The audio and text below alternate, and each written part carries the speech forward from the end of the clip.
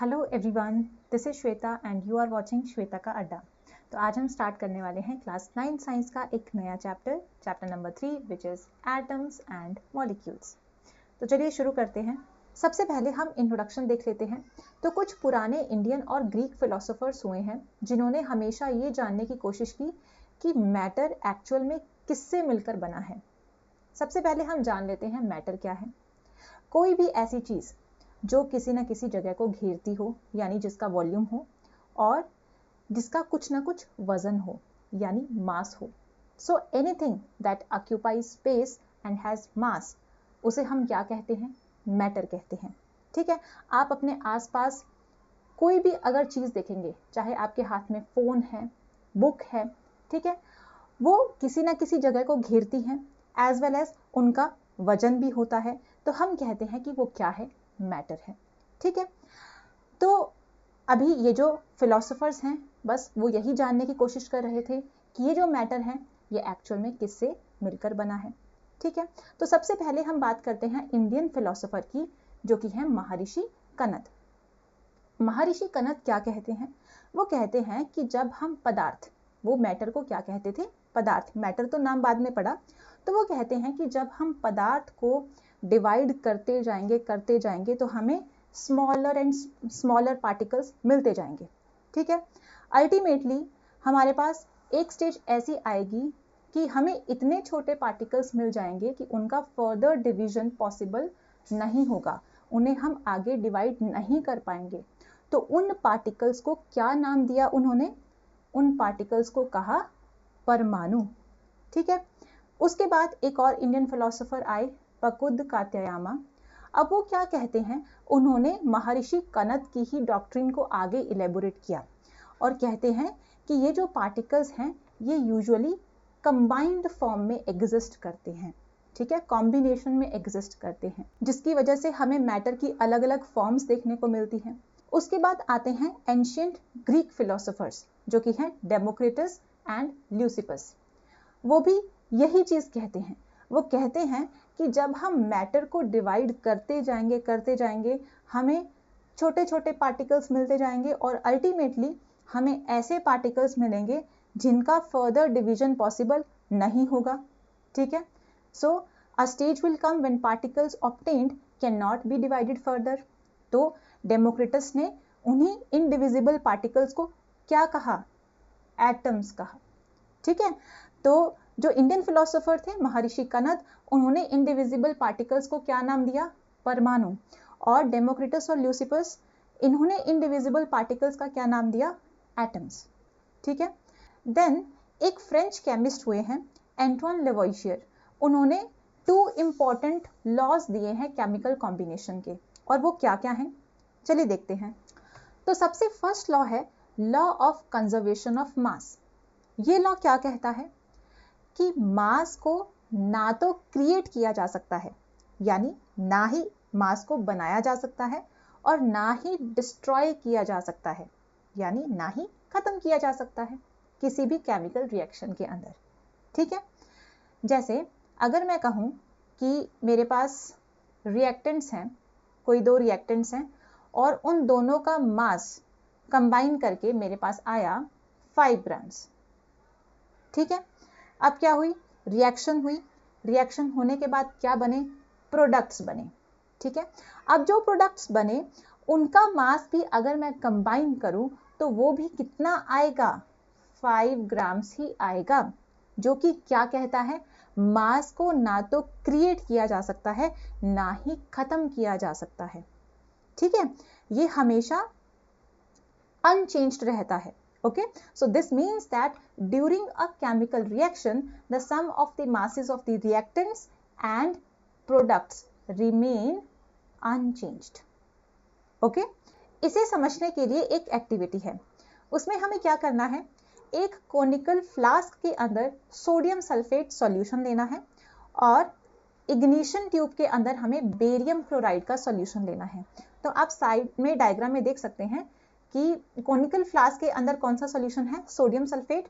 और ignition tube के अंदर कौन सा सॉल्यूशन है? Barium chloride. इग्निशन ट्यूब को एक थ्रेड की हेल्प से हमें फ्लास्क के अंदर हैंग कर देना है, और फ्लास्क के ऊपर लगा देनी है कोर्क। ठीक है, अभी फ्लास्क और उसके बीच में जो कंटेंट्स हैं उनका हम क्या करेंगे, वेट करेंगे। ठीक है, now tilt and swirl the flask. अब हम पूरे के पूरे फ्लास्क को क्या कर देंगे, टिल्ट कर देंगे, टेढ़ा कर देंगे, ताकि जो कंटेंट्स हैं बेरियम क्लोराइड और सोडियम सल्फेट ये आपस में क्या हो जाएं, मिक्सअप हो जाएं। ठीक है, जब वो मिक्सअप होंगे तो क्या होगा, उनके बीच में केमिकल रिएक्शन होगी।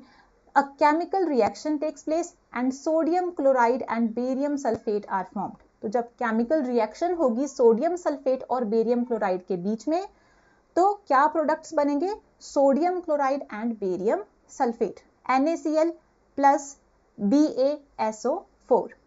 ठीक है, वे अगेन, अब प्रोडक्ट्स बनने के बाद उसी फ्लास्क का हम दोबारा वेट करेंगे और हमारे पास क्या रिजल्ट निकल कर आएगा कि जब हमने रिएक्टेंट्स के साथ फ्लास्क का वेट किया था और आफ्टर द रिएक्शन जब प्रोडक्ट्स बने, प्रोडक्ट्स के साथ जब हमने फ्लास्क का वेट किया, दोनों ही केसेस में जो वेट है वो एकदम बराबर आया।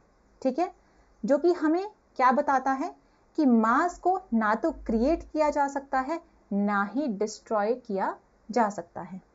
Okay, it will be seen that some of the masses of the reactants and products remain unchanged.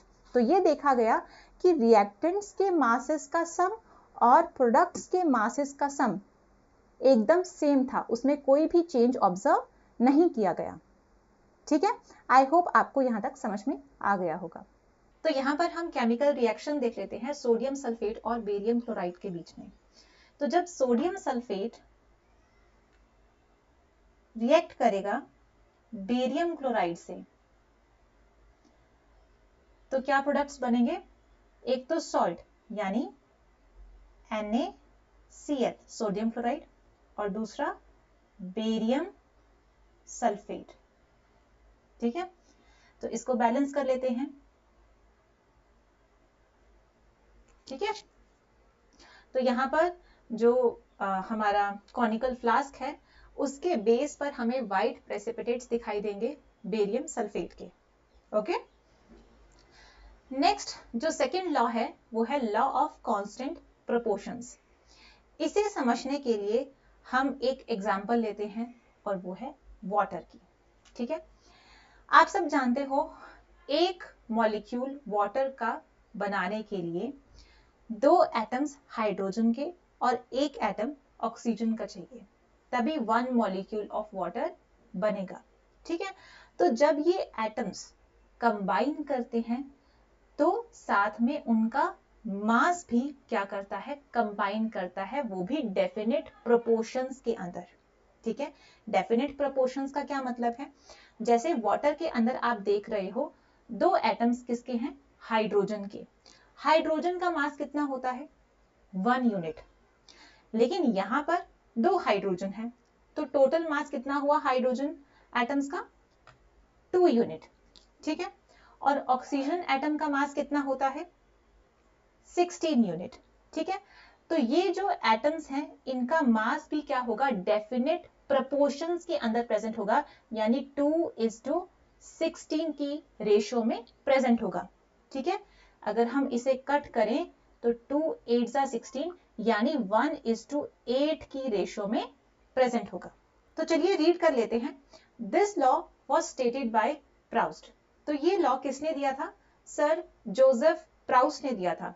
और वो क्या कहते हैं, इन अ केमिकल सब्सटेंस, किसी भी केमिकल सब्सटेंस के अंदर the elements are always present in definite proportions by mass. यानी किसी भी केमिकल सब्सटेंस के अंदर, जैसे हमने वाटर की एग्जांपल ली, तो यहाँ पर केमिकल सब्सटेंस कौन सा है, वाटर। ठीक है, the elements are always present. Water के अंदर कौन कौन से एलिमेंट्स हैं, हाइड्रोजन एंड ऑक्सीजन एलिमेंट।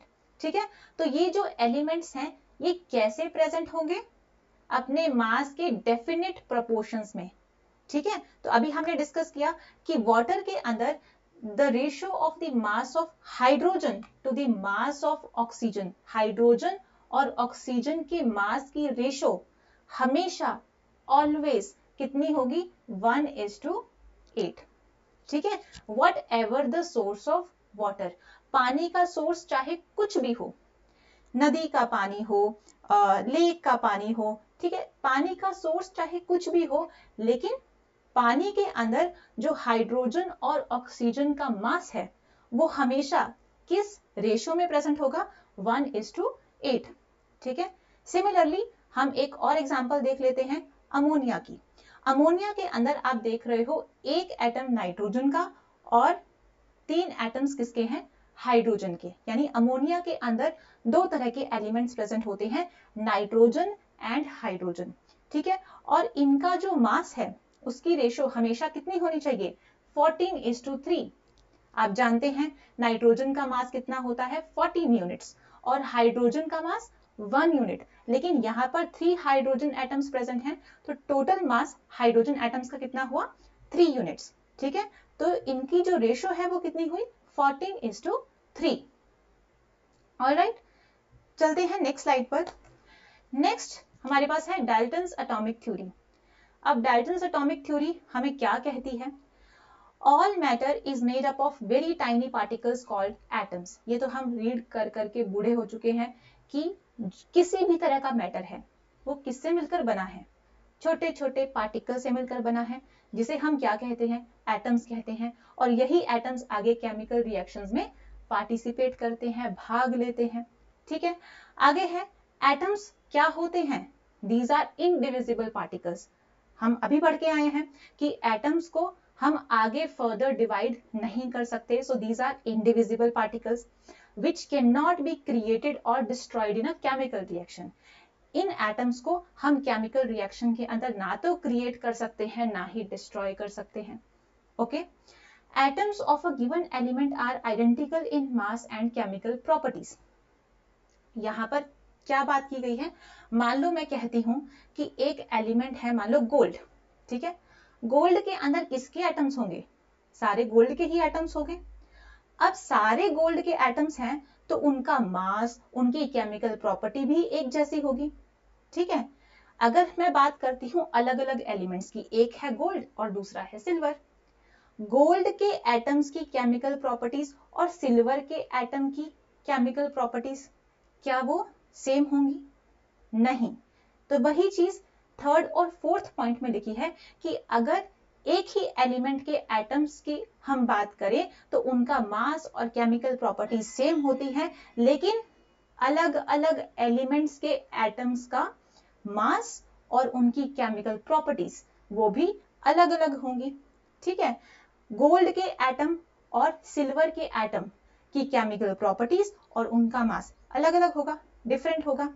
ठीक है, atoms combine in the ratio of small whole numbers. Atoms हमेशा whole numbers, small whole numbers में कंबाइन करते हैं। जैसे अगर हम बात करें वाटर की, तो वाटर के अंदर जो हाइड्रोजन एटम्स हैं, कितने हाइड्रोजन एटम्स हैं पानी के अंदर, 2। ठीक है, तो ये क्या है, एक छोटा होल नंबर है। क्या आपने कभी देखा है किसी भी केमिकल फॉर्मूला के अंदर लिखा हो H1.5O, H2.5O, नहीं, हमेशा क्या होते हैं, छोटे होल नंबर्स होते हैं। ठीक है, so atoms combine in the ratio of small whole numbers to form compounds. ठीक है, अमोनिया की अभी हमने एग्जांपल देखी NH3, तो वो 3 क्या है, एक छोटा होल नंबर है। Okay, the relative number and kinds of atoms are constant in a given compound. कहते कि किसी भी कंपाउंड के अंदर कितने एटम्स होने चाहिए और कौन कौन से एटम्स होने चाहिए, ये हमेशा कांस्टेंट होता है।